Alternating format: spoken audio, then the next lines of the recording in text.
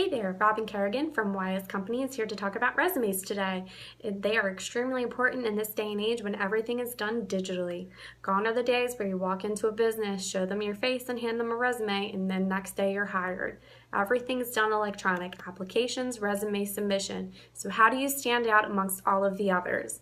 First and foremost, making sure that your resume is in the correct format. You don't need to have anything overly flashy. You don't have to have lots of colors. It just has to be in standardized bullet format. Those bullets are what really are going to make you stand out. For each position, you want to make sure that you're grouping likes, skills, and abilities into each bullet to help condense it down to make all of the pertinent information fit under that job heading. Don't need to list every detail. You want to leave a little bit of something to talk about during your interview, but the most important information should be conveyed in bullet points.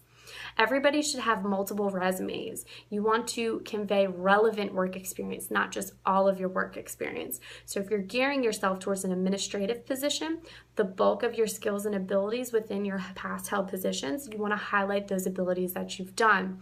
Any kind of computer work, mailings, any assistance, clerical skills, answering phones. Make sure you identify whether it's single lines, multi-lines, approximately how many lines, how many calls, all of that type of information. If you're going for a customer service position, then you're going to highlight any customer interaction that you've had while you're holding those positions, what type of customer environment it was, things of that nature. That's what's going to help you stand out. So while the work experience is still all the same for your jobs, the skills and abilities highlighted may differ, and that's perfectly okay. Always make sure you're listing your completed education on there. You want to show what you have, show the degree. You do not need to show the year that you've received it. The only time you want to put a year for your education is when you're currently pursuing it and you have an anticipated graduation date. We highly recommend that you only put a graduation date if it's going to be that current semester. I wouldn't do anything that's a little bit more than 6 months out. You can put currently pursuing such and such degree in this major, but I would gear towards not putting dates for that type of information.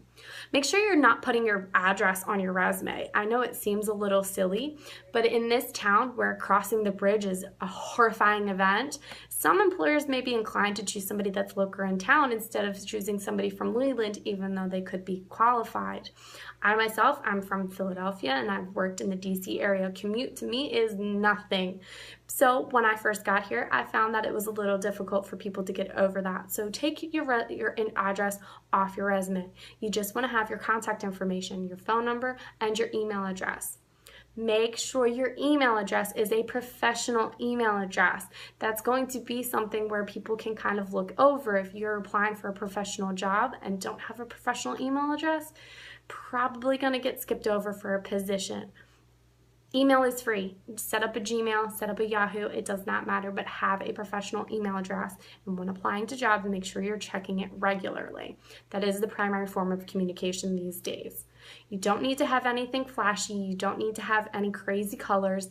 Just simplistic layout, bullet points that are concise and clear and relevant to the position to which you are applying. That's what's going to help you get the job. Hope we were helpful. Stay tuned for more information from here from YS Companies.